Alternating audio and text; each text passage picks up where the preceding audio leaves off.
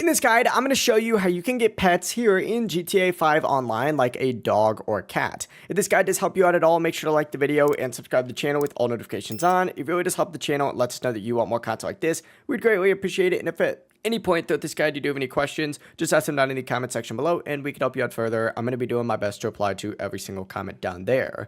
Now, I've seen a lot of people ask how you can actually get a dog or any kind of pet here in GTA 5 Online, and here's exactly how it works. To get started, you do have to own a mansion. If you do not own a mansion, you cannot get a dog or a cat here in GTA Online. To actually get that mansion, go ahead and open up your phone and go to the internet. And once you are in the internet, go ahead and go into the pre-luxury real estate option right here. Scroll down and you're going to see an option to choose your property. Select it and choose any of these different mansions. I personally like this one the most, but that's just me. The Vinewood residence is pretty nice as well.